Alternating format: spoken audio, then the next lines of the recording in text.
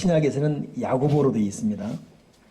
구약에서 야곱은 영어로는 제콥이고 신약에서 야고보는 제임스 되어 있습니다. 다른 듯하지만 같은 이름. 구약의 야곱, 신약의 야고보.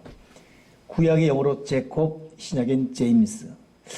이 사람이 오늘 읽은 이 본문의 주인공인데 결국 결론적으로 말하면 야곱, 제임스 혹은 제콥, 야고보 이 사람 이 이름을 뜻하니 동일 인물보다는 같은 발음의 이 야곱이라는 사람은 결국 훗날 이스라엘이라는 이름으로 바뀌면서 한 민족의 아브라함 다음으로 가는 조상이 된 사람이 야곱입니다. 어떻게 야곱에게 이런 축복이 있을까? 이스라엘은 여러분 지금 이 세계사에 현존하고 있는 한 나라 이름이지요. 한국, 영국, 미국이 있듯이 이스라엘. 그 이스라엘의 원 이름이 야곱이라는 사람의 이름이 변화되어 된 것이고 이스라엘은 지금 인구가 3,500만 명입니다. 본토에 사는 사람이 약 600만 명 잡으면 거의 약 3천만 명 된 사람이 세계 속에 흩어져 있는데 흩어진 세계에 흩어진 이 이스라엘 이 사람들이 어찌 보면 전 세계에 미움도 많이 받지만 굉장한 영향력을 항상 하고 있습니다. 근데 그 첫 시작이 야곱이라는 데 있어서 얼마나 야곱이 중요한 인물인가. 그럼 어떻게 이 사람이 이름이 이스라엘 한 나라의 이름이 되었고 이렇게 전 세계에 누구나 감히 함부로 할 수 없는 사람이 되었을까? 야곱이 이렇게 되는 결정적인 이 상황 배경이 오늘 창세기 28장 읽은 본문에 그대로 수록되어 있습니다. 이것이 결국 야곱에게 이런 인생길을 확 열어놓게 되었습니다. 사실 야곱이라는 이름의 뜻은 여러분 발꿈치를 잡다 뜻이죠. 태어날 때 어찌된 영문인지 형 에서의 발꿈치를 잡고 태어난 쌍둥이입니다. 그래서 발꿈치를 잡았다 그래서 야곱 그렇게 이름을 지었어요. 그리고 이 사람은 태어나서부터 이름값을 그대로 하게 되죠. 그때부터 형과 경쟁하는 거예요. 형보다 앞설라 그러고 있고 그 당시는 장남이 장자권 받는데 장자권은 절대적인 부의 상징이죠. 이거 그냥 못마땅해서 동생이 자기가 받으려고 형을 속이고 형 속이는 과정 가운데 아버지를 토로도 있고 속이고 이걸 또 어머니와 합작해 속이고 그러니 야곱이 오늘 본문에 있는 요 28장 오기 전까지 야곱의 인생은 태어날 때부터 뒷발꿈치 잡을 정도의 욕심 그리고 기거 동작하면서는 실행에 옮기게 하는 이 과정들 어느 부로 몰아 야곱은 탐심, 욕심, 과욕 남에게 지기 싫어하는 어떤 그 경쟁심 이것이 야곱의 모든 대명사입니다. 오늘 이 야곱이 28장에 보니까 결국 10절에 야곱이 부엘세바를 떠나서 한 곳에 이르러서는 해가 진지라 거기서 돌을 가져다가 베고 잤다. 이것을 히브리인들은 광야라고 말하고 있어요. 이 광야에 잠을 자게 되는 이런 과정에 머물게 된 것입니다. 왜 이렇게 되었을까? 결국 욕심과 탐심과 형에게까지도 지기 싫어하고 형을 이기기 위해서는 아버지마저 속이는 것도 개의치 않는 자세로 해왔던 이 교활한 성격 이거의 결국 마지막 끝이 광야로 내몰리는 결과가 되었습니다. 아버지 속이고 형한테 쫓겨나간 마지막 결과인 것이죠. 근데 이렇게 자기도 원치 않은 이 과정 광야로 나간 이것이 야곱에게는 새로운 출발이 되었다는 것 오늘 이것이 저와 여러분에게 주는 의미가 크다는 것을 잊지 말아야 돼요. 저도 여러분도 열심히 살고 있습니다. 태어나서부터 꿈 없는 사람 누가 있어요? 다 비전이 있고 포부가 있고 근데 물어보면 다 열이면 열 거의 다 무너졌어요. 어느 사람 하나 속신하게 나는 내 꿈을 이루었고 난 비전 따라 살고 있고 난 후회 없는 삶을 살았다. 그런 사람 아무도 없습니다. 다 눈물이고 회한이고 후회고 내 인생이 어쩌다가 이렇게 됐나 싶어지고 그러니 저도 여러분도 예의 없이 생각지 않게 지금 야곱처럼 한 곳에 이르러 가고 싶어서가 아니라 자기도 모르게 떠밀려간 한 곳에 이르러 거기서 해가 졌어요. 해가 진다는 것은 자기 마음대로 할 수 없지 않습니까? 잠은 자겠어요. 근데 잠을 자려는데 베개도 없습니다. 그냥 돌을 베개 삼아 자는 이 모습 야곱 모습이 오늘 저와 여러분 모습을 우리는 부인할 수 없습니다. 광야라는 것이 여러분 히브리 말로 미드바르거든요.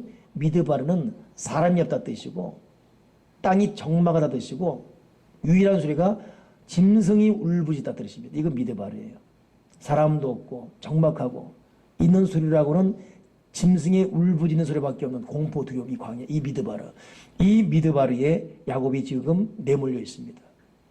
저도 여러분도 가만히 우리 삶을 보면 미드바르 광야에 내몰려 있어요. 이게 뭔가 싶어지고 허탈함. 우리는 여기서 역설적인 논리를 세 가지 생각해야 됩니다. 이것이 오늘 저와 여러분이 나눌 말씀이에요. 첫째는 미드바르, 이 광야, 내 인생이 어쩌다 이렇게 됐지? 돌을 베고 자는 이 모습 뭔가 싶은 이 허탈감 속에서 야곱이 처음 발견한 것이 뭐냐면 바로 여기에 하나님이 계시다. 이걸 야곱은 느꼈습니다. 오늘 본문이 있잖아요. 한 곳에 이르렀어요. 해가 졌어요.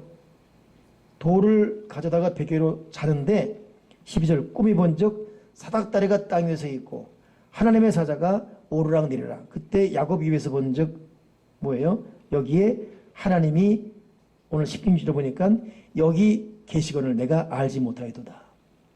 자기도 모르게 떠밀려 온 곳인데 괴로운 곳인데 처절한 곳인데 여기 하나님이 계시도다. 이것이 야곱 입에서 나온 첫 번째 말이었습니다.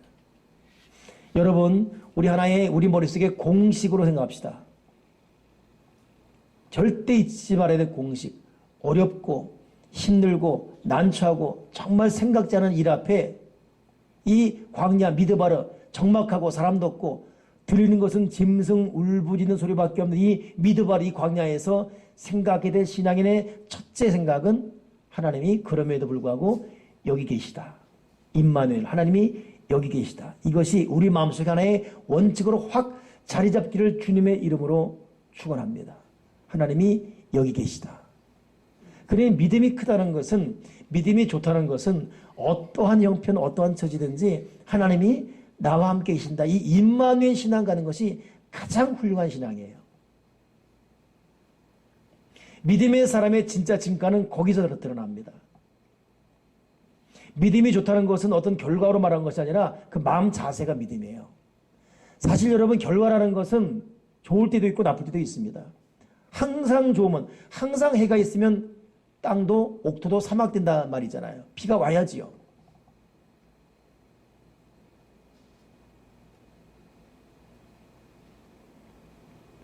여러분 사람을 가끔 고통케 하는 태풍이 왜 오는 줄 아십니까? 태풍이 안 오면 바다가 썩어요. 태풍 외에는 바다를 뒤집을 힘이 없습니다. 바다를 뒤집어 놔야 바다가 유지됩니다.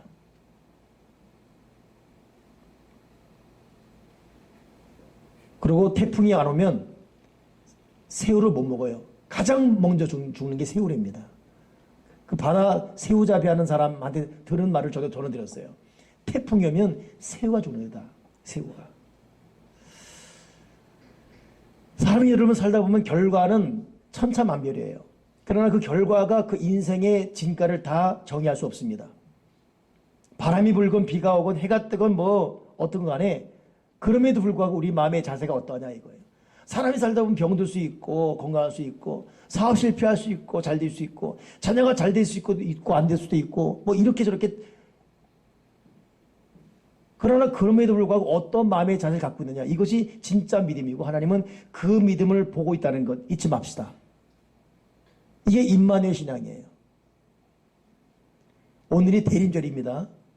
주님이 오신 성탄절 주님을 기다린다 해서 11월 마지막 주가 대림절입니다. 그 1, 2, 3, 4에서 다음까지 가고 성탄절 말이에요. 대림절이 뭐예요? 주여 오시옵소서. 주님을 기다리는 거예요. 대림절이에요.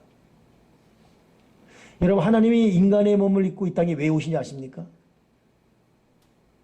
나도 그 말 듣고 웃었는데 옛날 우리 미국에 있는 우리 고모부가 그 말 하더라고요. 홍 목사, 네. 하나님이 왜 인간의 몸을 입고 이 땅에 오시냐 하냐? 왜요? 사람이 하나님 내 맘 몰라요. 하나님 사람이 안 돼봐서 내 맘 몰라요. 그 말 듣기 싫어서 왔다는 거예요. 여러분 임마누엘 신앙 하나님이 여기 계시다. 이게 정말 중요한 신앙입니다. 언제 한번 제가 어느 신방을 갔어요. 근데 너무 고통스러운 가정이었어요. 너무 괴롭고 위로할 말도 없고 도착해서 기도하는데 어떻게 말을 풀어가야 될지, 어떻게 설명해야 될지, 어떻게 이해시켜야 될지, 어떻게 또 위로해야 될지, 어떻게 격려해야 하고 어떻게 앞길을 열어야 될지 모르겠어요. 그냥 기도만 해서 하나님 어떻게 됩니까? 그 순간에 예수님이라면 오늘 신방 와서 어떻게 첫 말씀을 했을까? 예수님이라면 어떻게 풀어갔을까? 근데 느껴지는 가장 첫 이 마음에 울리는 감동이 뭐냐면 어떤 말이라기보다는 예수님이 들어오는 순간 벌써 그 가족 식구들은 그 자체의 위로가 되는 거예요. 예수님이 오셨다. 우리 입이 오셨다. 예수님은 내 마음 다 아실 거야. 예수님은 우리 가족 식구 아픈 고통, 이 당황스러운 현실을 아실 거야. 그거 앞에 그냥 어떤 말 하지 않아도 눈물 아닙니까? 여러분 그게 임마누엘 신앙이에요. 예수님은 내 마음 다 알고 계신다. 우리끼리는 누가 와서 위로하더라도 쌓여진 인간 관계와 그 성향을 알기 때문에 100% 받아들일 수도 없고 마음을 그렇게 열지도 않습니다. 네가 내 마음 뭐 알긴 하겠니? 뭐 이런 식으로 또 차단마도 칠 수밖에 없는 것이고. 근데 예수님이 집에 들어오신 그 순간 그냥 그 자체가 다 녹아지는 거예요. 거기 무슨 위로가 말이 필요하고 어떤 표현이 필요합니까? 예수님이 내 집에 들어오셨는데. 그 순간만큼 제가 예수님이 아닌 것이 얼마나 안타깝든지. 어떻게 이렇게 풀어가서 어떻게 위로할 것인가 대책이 없는 거예요. 기도만 해서 하나님 아버지 위로하시옵소서.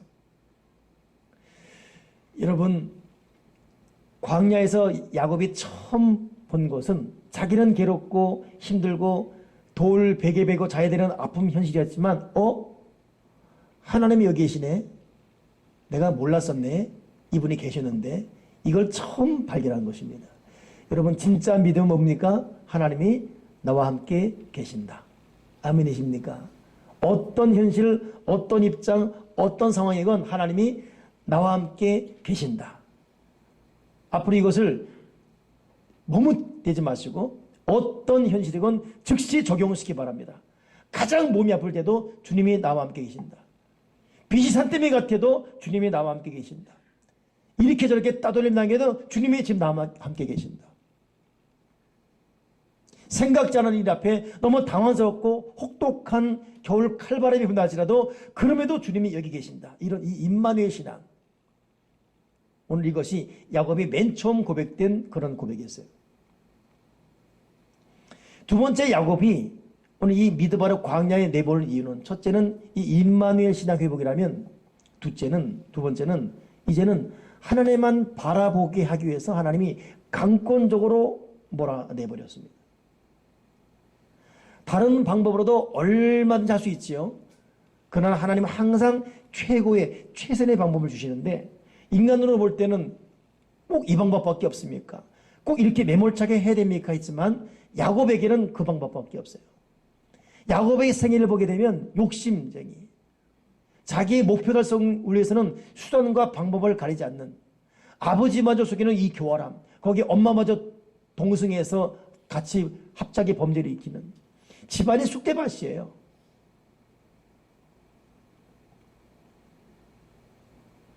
그러니 여러분 보세요. 이삭과 리브가 야곱과 야곱의 형 에서 이 관계 보십시오.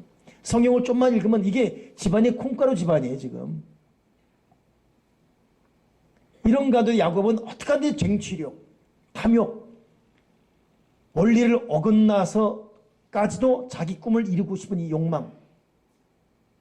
여러분 인간이 계속 이렇게 커가고 하나님 모르게 자기 계획, 자기 계산, 자기 스타일, 수단과 방법 가리지 않는 이 속의 교활함, 이러다 보면 여러분 계속 모아지는 것은 화근밖에 없습니다. 재난의 동기만 자꾸 모으는 거예요. 결국 하나님께서 이런 이 야곱을 미드바르, 짐승이 울부짖는 곳, 아무도 없는 곳, 건조한 땅, 메마른 땅으로 내몰아버렸습니다.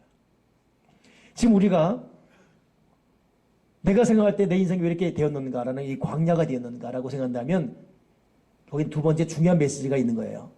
다시 하나님만 집중해 바라보게 하기 위해서. 다른 방법으로는 하나님께 항복 안 하니까. 사람은 간사합니다. 먹을 것 있고 등 따뜻하고 자기 멋대로 되게 되면 사람은 타락해요. 점점 타락합니다. 근데 자기가 그 타락을 몰라요.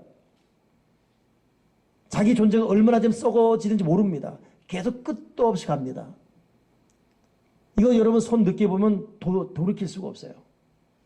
그래서 하나님은 사랑하는 사람일수록, 사랑하는 인생일수록 믿어버려 광야로 내몰아버립니다. 쫓아내버려요. 그냥 사정없이 내쫓아버리십니다.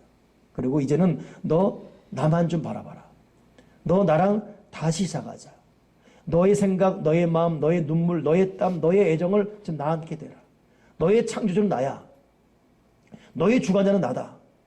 네 인생은 내가 책임진 거야. 너는 나를 떠나서 아무것도 할 수 없어. 이거 좀 가르쳐주기 위해서 하나님은 우리를 믿어버려 광야로 내쫓아버리십니다. 그런 거로 지금 우리가 어렵다고 탄식하기 이전에, 힘들다고 그냥 원망하기 전에, 사람 탓, 남편 탓, 아내 탓, 부모 탓하기 전에 내 인생에 믿어버려 된 것은 내가 하나님을 잃어버렸어요. 내가 하나님을 떠났습니다. 하나님과의 만남도 떠났고 그 영적인 거룩한 눈물도 메말라 버렸고 다시금 하나님은 회복시키기 위해서 미드바르로 우리를 쫓아버리시는 것입니다. 이건 버림받은 게 아니에요. 하나님을 다시 찾게 하기 위해서, 회복되기 위해서. 언제 한번 제가 신학생 때 박조전 목사님이라고 지금 이제 원로죠. 그분이 그러더라고. 자기는 비행기 탈 때가 제일 행복하다고. 저는 그 순간 야 비행기 타는 건 행복하지 이렇게 느꼈거든요. 근데 그 다음 말이 비행기 타면 그 누구도 자기를 찾지 않기 때문에 그 순간만큼은 깊은 묵상할 수 있기 때문에 그러면서 하루에 자기한테 오는 전화만 100통이래요. 한번 해보니까 그 당시 전화가 별로 핸드폰이 없던 시대니까 더한 거지요. 저도 지금 나이가 이제 좀 계속 먹어가다 보니까 그 말을 정말 이해하고 요즘은 정말 바쁘다 보니까 더 이해합니다. 저도 눈 떠서부터 정신없이 전화를 받거든요. 받고 또 응대해줘야 되고 만나야 되고. 그리고 비행기를 타고 만약에 어디 외국 갈 때나 그렇게 되면 공항에서가 제일 바빠요. 내가 자리를 비우는 순간 뭘 해야 되기 때문에 문자 줘서 이것 이렇게 하십시오. 지시해야 되겠죠. 저는 비행기 탈 때 먼저 탄 적이 없어요. 항상 라스트 콜. 승객 중에 홍일남 씨 빨리 문 닫습니다. 타십시오. 나 여기 있다고 하고서 맞아 항상 저는 라스트 콜이에요. 그때까지 뭐하고 그 나중에 또 못하면 비행기 타서 자 벨트 매십시오 할 때도 뭐 하고 막 윙윙 이 비행기 뜰 때 어느 선 뜨게 되면 이제 다 차단됐거든요. 그때 정말 중요한 문제는 주여 이거 가야 됩니다. 가야 됩니다만 신호가 약해집니다. 약해져가지고 딱 송신 할 때 됐다. 그때부터는 두 손 놔야 돼요. 그때는 아무것도 못합니다. 그때는 전화를 받을 수도 없고 할 수도 없고 어떤 노력도 아무 의미 없어요. 정말 중요한 것 딱 안 됐다 할지라도 그때는 항복해야 돼. 어쩔 수 없어요. 그때는 뭐 뛰어낼 수도 없고 인공위성 뭐 통해서 할 수도 없는 것이고 그때는 항복해야 돼요. 근데 그때가 그렇게 행복합니다. 내 마음대로 내 의지대로 아무것도 할 수 없는 그 순간 딱 어느 고도로 딱 진입하는 그 순간 통신 두절 그냥 다 차단하는 그 순간이 제일 행복해요.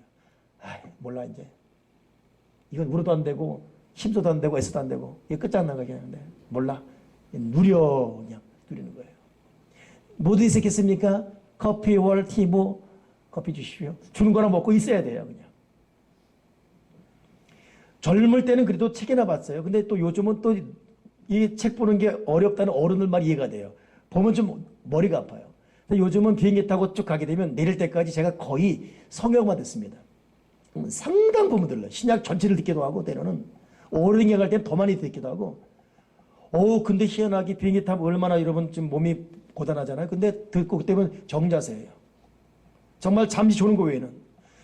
근데 그때는 평상시 읽었던 성경이고 들었던 성경인데 듣도 보다 못한 영감이 떠오르는 순간입니다. 하나님과 나만이 집중할 수 있는 하나님만 묵상할 수 있는 그 고요한 시간.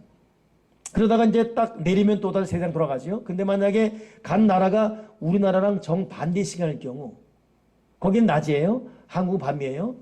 거긴 낮 2시인데 한국은 뭐 밤 12시다. 새벽이다. 한국은. 그때 그 행복감. 한국이 자고 있다. 나만 깨 있는 거예요. 그 행복감. 누구도 나를 부르지 않아. 그 행복감. 나는 부를 사람도 없고 찾을 사람도 없어요. 하나님은 바라봐. 오는 전화도 없고 그 시간. 거기 새벽이니까. 한국은 새벽이니까. 요즘 참 새로운 시간대를 느끼는 게 하나님만 생각할 수밖에 없는 환경 시간이라는 것이 얼마나 중요한지. 우리가 분주하고 바쁘고 연락할 곳이 많고 연락받을 곳이 많고 참견할 곳이 많고 내가 체크할 것이 많고 오늘 기도자가 덜 중요한 거 내려놓고 더 중요한 거 집중할 수 있게 달라는 기도했는데 이건 모든 사람에게 해당됩니다. 하나님은 너무 분주한 우리, 너무 바쁜 우리, 이것저것 다 참견하고 다니는 우리 모든 일상을 정리시키시고 미드바로로 확 쫓아내셔서 하나님만 바라봐라. 너 나만 바라봐라. 집중케 하시는 이 미드바로의 숨은 이 기사와 이적을 여러분 절대 잊지 않는 저와 여러분 되길 바랍니다. 왜 지금 내가 미드바리에 있어요? 왜 건조하고 짐승이 울부짖고 먹을 것 마실 물이 없는 이곳에 왜 내가 몰렸고 생각지 않은 환경에 내가 왜 지금 맞닥뜨려 있습니까? 하나님만 바라보게 하기 위해서. 잃어버린 하나님 찾게 하기 위해서. 아멘이십니까? 마지막 세 번째, 왜 이 야곱이 미드바를 모였는가? 첫째는 하나님의 함께 계심을 이제 알게 하기 위해서. 둘째는 하나님과 만나기 위해서. 세 번째가 뭐냐면 하나님께 기도하게 하기 위해서예요. 오늘 본문에 야곱이 아침에 일찍 일어나 베개로 삼았던 돌을 가져다가 기둥 세우고 이건 예배를 드렸단 말이에요. 그리고 20절 야곱이 서원하여 이르되 이건 기도했단 말입니다. 야곱이 아침에 일찍 일어났어요. 여러분 일찍이 일어난다는 건 희망이에요.